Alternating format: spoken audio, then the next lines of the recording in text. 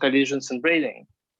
Please take it from here. Just as a reminder, if some of you are new here, we ask quick talks during the talk and right after the talk, and maybe somewhat longer conceptual talks. We ask every 2 talks. So after Yang Bo talk, you can ask both speakers if you have more deep conceptual questions. Okay, I'm not going to take any of your time. Please go ahead. Welcome. Okay, welcome everybody. Can you see my screen well and hear me well? Yep. Okay, yep. Excellent. So I would like to thank the organizers for letting me present my work in this interesting workshop. And it's obviously a real pity that we can't be together in person. It's a particular pity for me since I got my master's degree from the University of Stony Brook some time ago. So I had looked forward to coming back, but maybe some other time. So the topic of my talk are anyonic signatures in collision and braiding. And this is work done together with Ivan Levkivsky, Bert Halperin, and Adi Stern. Okay. So the interesting thing, or one of the interesting aspects of anyons is their quantum statistics. And usually quantum statistics is related to interchanging particles, electrons, or some other particles. And this particle exchange gives rise to a plus or minus sign in the wave function. And the sign has important consequences. So for fermions, we have a minus sign and their ground state is a dissipative metal. And for bosons, the ground state is a superfluid. So obviously, quantum statistics is a very important thing. And it's interesting to study it in more detail. So in 2-dimensional systems, it turns out in quantum Hall systems, this notion of quantum statistics can be extended in interesting ways.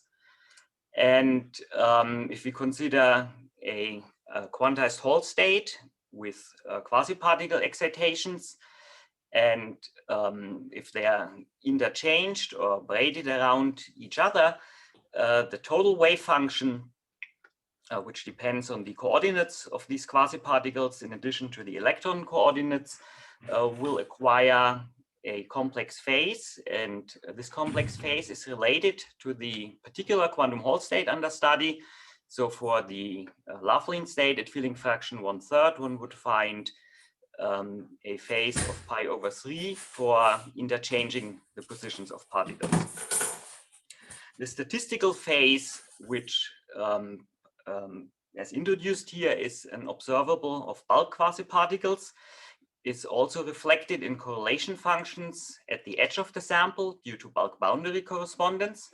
So if we consider an edge correlation function for 1/3, charge 1/3 quasiparticles, it is the spatial distance to the power 1/3.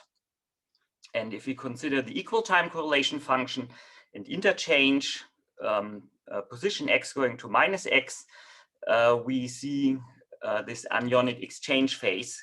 So the phase relations from the bulk are in principle observable at the boundary. The fractional charge of anyons was for the first time observed when studying noise through a QPC. And in the limit of weak scattering, these scattering events are uncorrelated and they follow boson statistics with a variance given by the expectation value.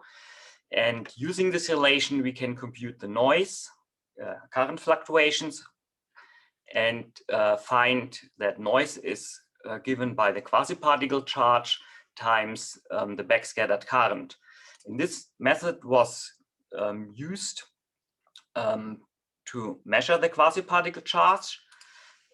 Here I show results from an experiment from the Heiblum group, but there was also a related experiment confirming this result. And we were several experiments, an earlier one from the Heiblum group and this other experiment.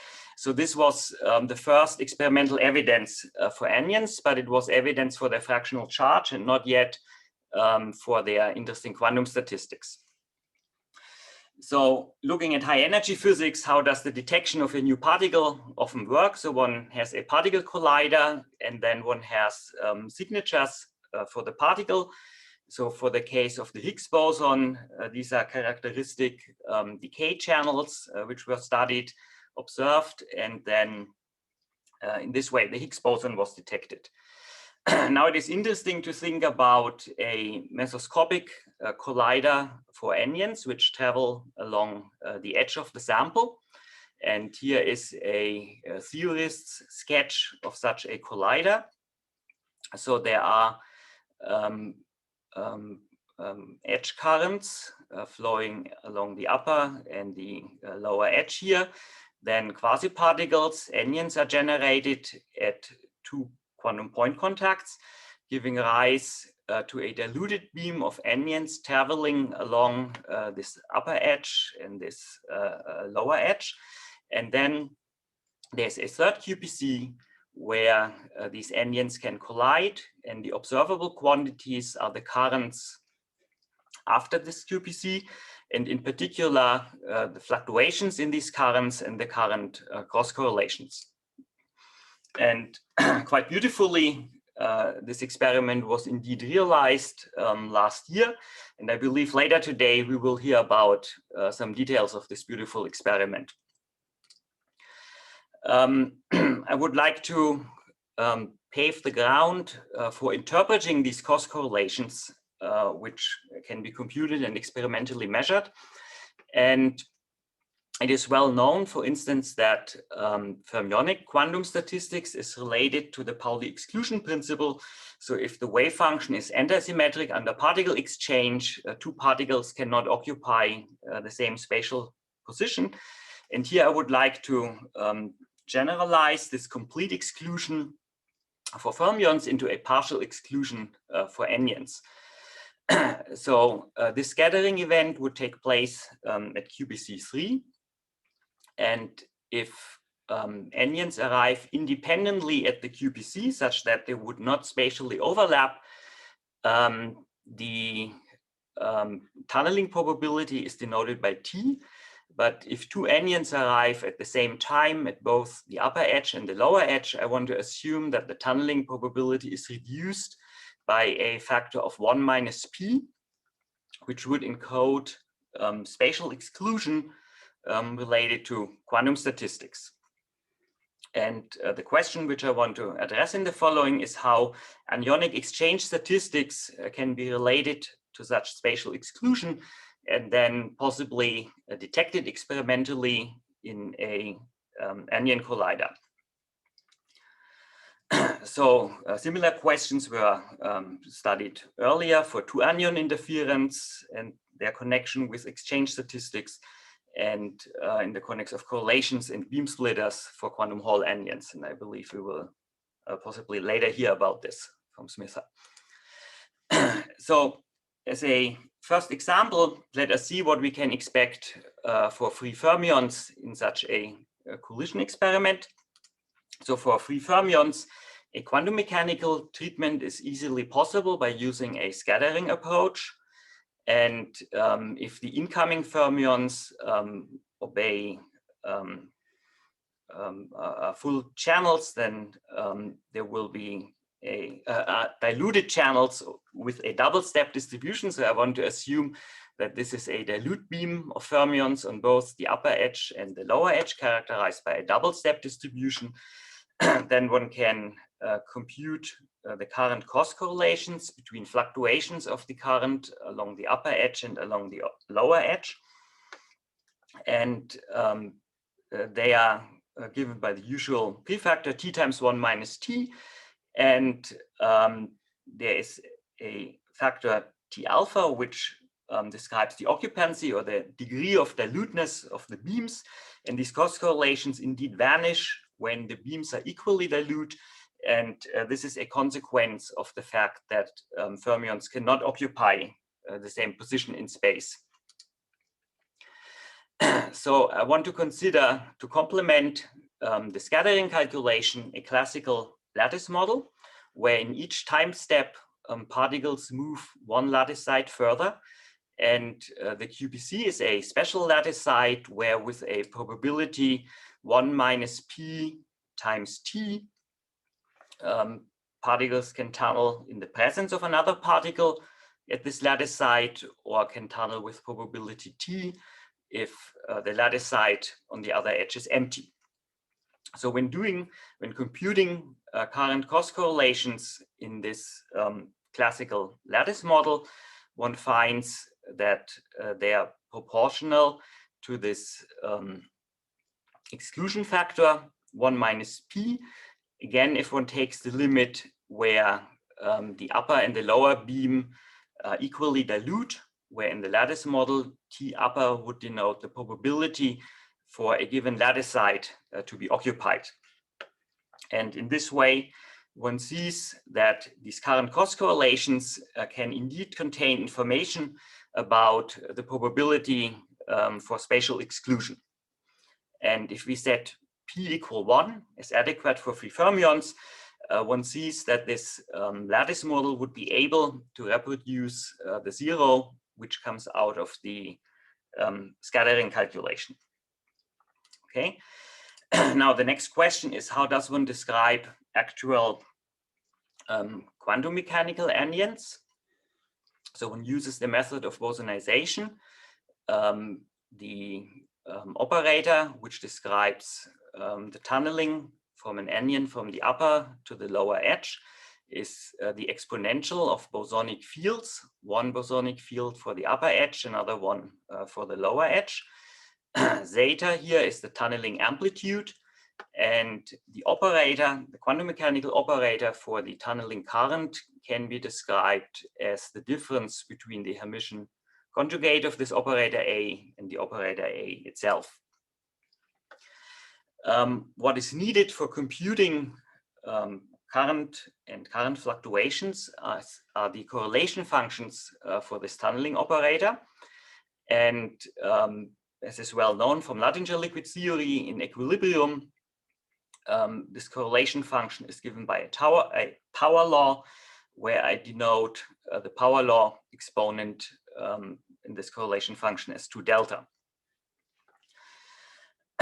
In a pristine Laughlin quantum Hall state without edge reconstruction, delta would be given by 1 over m, where m is m equals 3 would describe the 1/3 Laughlin state. So conceptually, an important achievement is to compute such correlation functions in non-equilibrium when both edges carry a dilute beam of anyons. And this was worked out first by Ivan Levkivsky. And the idea is qualitatively as follows. An anyon corresponds to a kink in these bosonic fields phi upper and phi lower. And if the anyonic beam is very dilute, we can describe these kinks classically. So we would have a Poisson process describing the arrival of these kinks. And if one goes through the algebra, one finds that the non-equilibrium correlation function for this tunneling operator is given by the generating function of such a Poisson process. So there appears an important parameter lambda here, which is related to the charge of anyons, but which is kept general here for the moment, such that in principle effects of edge reconstruction and screening could be described. So this is the correlation function.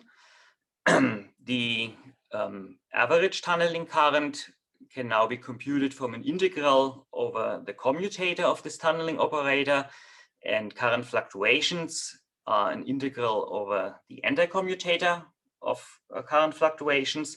And together with knowledge of this non-equilibrium correlation function, these integrals can be evaluated. So one finds, in this case, closed form expressions. So in both expressions appears a prefactor C, which depends on the fractional charge of these particles and which depends on the parameters lambda and delta of these correlation functions. So here and in many places in the following, a change of variables will take place. So I upper 0 denotes the incoming current which falls onto this third QPC on the upper edge, and ID0 denotes the incoming current on the lower edge. And the new variables are now A plus, which is the sum of the absolute values of the magnitudes of these currents, and I minus, which is the difference of the magnitude of these currents. And these expressions for the average tunnel current and current fluctuations are given here in terms of this A plus, the total current, and the difference, A minus.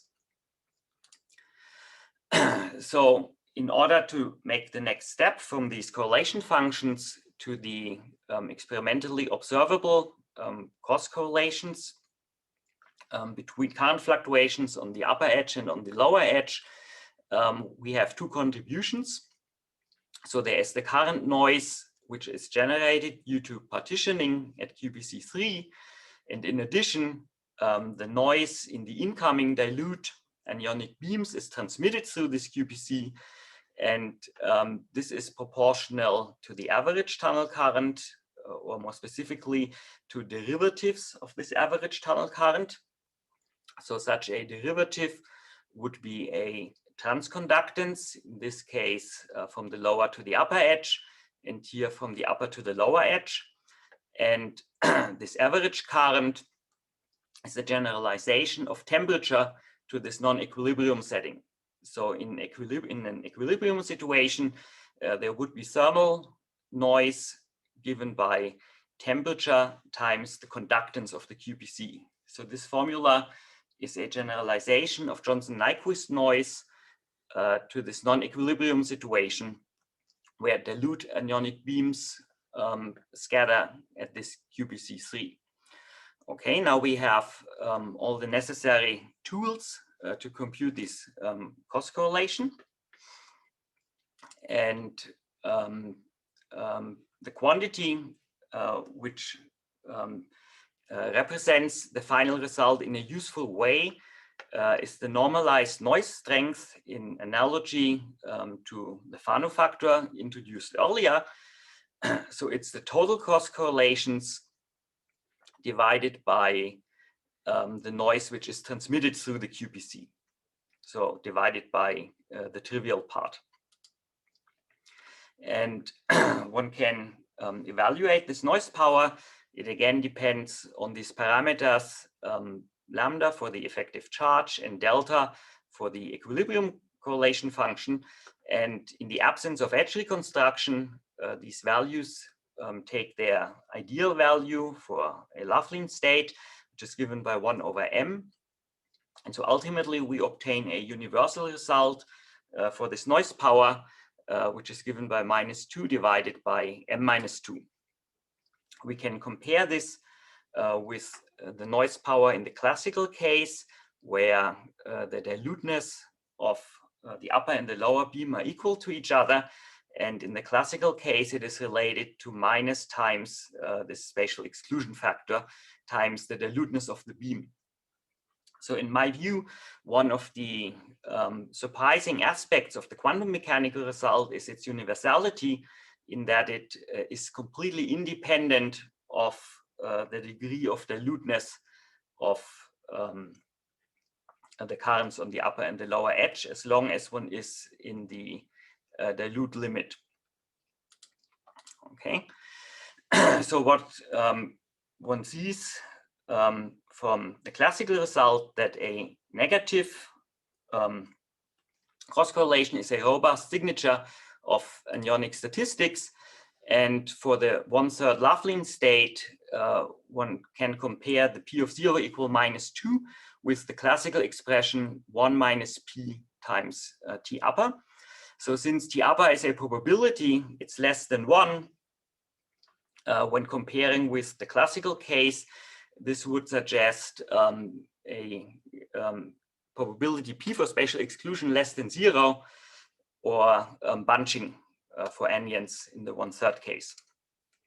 In addition, one can go one step further and compute this normalized noise power as a function of a minus divided by a plus, and finds characteristic curves. So this is the curve for the 1/3 Loveland state. And So we were very delighted when we got to know about the beautiful experiment from Gwendal Pfaff's group by Bartolome et al., which appeared last year, which not only reproduced this normalized noise power of -2, but also were able to reproduce this functional dependence of the normalized noise power on the difference in the currents on upper and lower edge. So that's my take on anyonic collisions, and I believe we will hear many more details about the experiment later on. So now I want to switch to a second possibility for observing anyonic braiding statistics, and this is in interference experiments. So here is a sketch for a Fabry-Perot interferometer. The interior here is the bulk of the quantum Hall systems. Of the quantum Hall system, particles travel along the edges, which are indicated as black lines here, and move from left to right on the upper edge, from right to left on the lower edge. And at two constrictions, the edges come close to each other, such that tunneling is possible. And the backscattering probability and the longitudinal resistance are proportional to the amplitude for scattering, which has a contribution from the first QPC, and another contribution from the second QPC, and the modulus square of this amplitude. And so this amplitude depends on the phase phi, which the particle acquires when encircling this interferometer cell.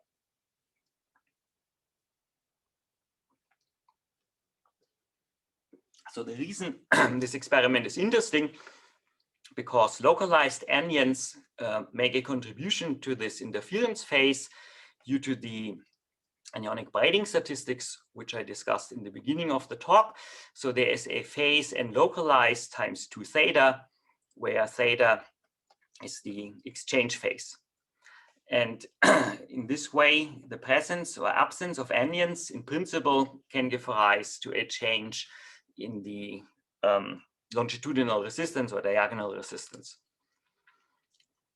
Now, this phase not only depends on localized anyons, but there's also a dynamical contribution due to the Coulomb interaction between localized particles in the interior of the interferometer cell and the interfering particles, and this can be characterized by a parameter which denotes the strength of this coupling between charge in the interior and the interfering particles.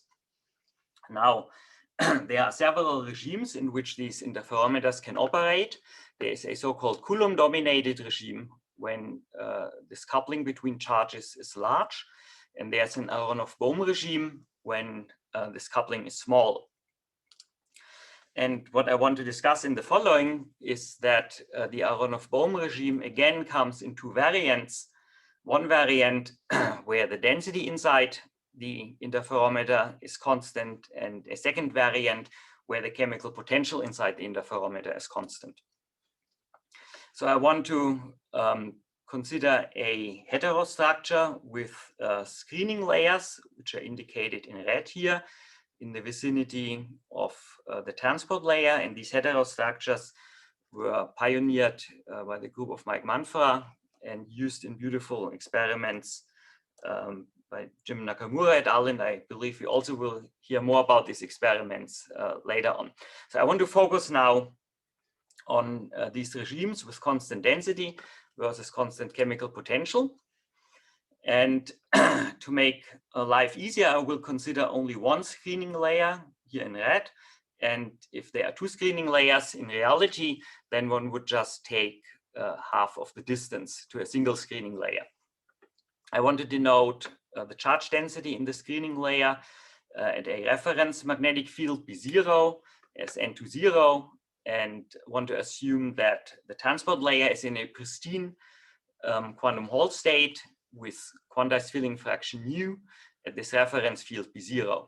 And I want to consider the situation when the magnetic field is lowered and when a charge transfer takes place between screening layer and transport layer. So The energetics of such a charge transfer can be described by an energy function, which contains the energy of the pristine quantum Hall state, the energy for quasiparticles, excitations above this pristine quantum Hall state, which depend on the density transfer, but also on a change in magnetic field. I will explain this on the next slide in more detail. And in addition, there is the charging energy for this capacitor, which depends both on the geometric capacitance between transport and screening layer, but also on the quantum capacitance of the screening layer, the energy cost, quantum mechanical energy cost to add or remove particles there. So we can minimize this charging energy, and the result is a delta n, which is given by the ratio of the energy gap of the quantum Hall state and the charging energy. And it will be important in a moment that this delta n obtained from this minimization is largely independent of magnetic field, so it only depends weakly on magnetic field due to the dependence of the excitation gap on magnetic field. So this is now an energy diagram, not a spatial diagram like on the previous slide. So this here is, say, one orbital Landau level in the integer case, or it would be the pristine quantum Hall state in the fractional case, and then energetically apart by this gap energy delta E star, either electrons in a higher orbital Landau level or in a spin split Landau level, or quasiparticles in the fractional quantum Hall phase. So at the reference magnetic field B0, the quantum Hall state is pristine. When the field is lowered, the degeneracy of the pristine of the quantum Hall state is reduced, and sooner or later quasiparticles will be excited, and the density of the pristine state depends on magnetic field via the magnetic length, and the density of quasiparticles is given by the charge transfer times plus the original density minus the density which is in the quantized Hall state. Now we have two formulas. One is the density change for minimizing the energy functional, and the second is the actual density of quasiparticles which are excited. And by construction, this actual density has to be larger or equal than 0, while the density obtained from minimizing the energy functional is always negative. So this implies that if the change in magnetic field is small, we need to discard this result because it's unphysical, and instead the density of quasiparticles will be 0, which allows us to compute the density change. And we have a situation where the higher Landau level is completely unoccupied. There are no quasiparticles, and only the pristine quantum Hall state at a different magnetic field exists. And this can be described by thinking about a grand canonical ensemble with chemical potential. This chemical potential is fixed, and there are no particle excitations, or there are no quasiparticles. Then there is a critical magnetic field when when this relation starts to hold, and when this is satisfied as a equality at the same time. And from this so using this as an equation with the expression for delta n, we can compute this critical magnetic field via the magnetic length at this critical field. For even smaller field, there is a finite density of quasiparticles, which is proportional to B, and which depends on magnetic field in the same way in which it would depend in the absence of the screening layer. Okay, and if one has interference with constant chemical potential, the theory is rather straightforward. It is just the Aharonov-Bohm phase. with constant density, there will be extra quasiparticles in the bulk of the interferometer, such that the total interference phase, which is the sum of the Aharonov-Bohm phase due to the magnetic field, and the statistical phase add up, such that the periodicity is one flux quantum, like for electrons, and the anyonic phase cannot be observed. However, it turns out that in this case, there's actually an interesting twist. So this argument only yields the periodicity, but it doesn't give us the interference amplitude, the magnitude of the interference. And one can compute this magnitude from the conductance for fixed particle number, the charging energy by use of the Poisson summation formula. So the partition function to leading order is independent of flux. And if one computes the average interference term, again using the Poisson summation formula, one realizes that the magnetic flux appears with the number of localized anyons in the interferometer in the same way in both the energy function and the interference term, such that when integrating over the number of localized electrons in the Poisson summation expression, the flux completely drops out, and the conductance is actually independent of flux to leading order. So what is observable experimentally when this transition takes place between a constant chemical potential and constant density, there are oscillations with a flux period of 3 phi naught due to the fact that anyons have a charge of E over 3. So that's the Aharonov-Bohm effect for anyons. And then when this phase transition takes place for magnetic fields smaller than this critical field, in principle, there's a periodicity of 1 flux quantum, but the amplitude of oscillations vanishes to leading order. And now, due to disorder effects, there can be, this will not be a sharp transition, but there can be a few anyons entering in an irregular fashion before the transition, and they would give rise to phase jumps. And this is indeed what was observed by Nakamura et al. In a beautiful experiment. But I believe we will hear more details about this later. And with this, I would like to finish and thank you for your attention. Thank you, Bernd.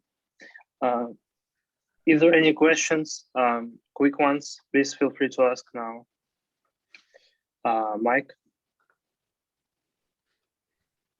Michael Manfred. Mike, you're muted if you're speaking. Okay, Bernd. Just a comment that keep that slide up. Just to make a remark that once you exceed this critical B minus B0, so that you're in the left-hand side of your diagram, although it is correct that because of thermal fluctuations, the leading term is independent of the flux phi, but the leading term is still dependent on the area or the gate voltage. So there would be still a periodicity in gate voltage, which is seen, but the period, at least at relatively elevated temperatures, you see the period in the gate voltage, but not in the phase. Yes, thank you. I completely agree. I skipped it to make the calculation somewhat simpler looking, but it's certainly true and it's important. But the result, yeah. Thank you. Okay, so I guess the rest of the questions will follow after the next talk. Bo, if you're ready, please take over.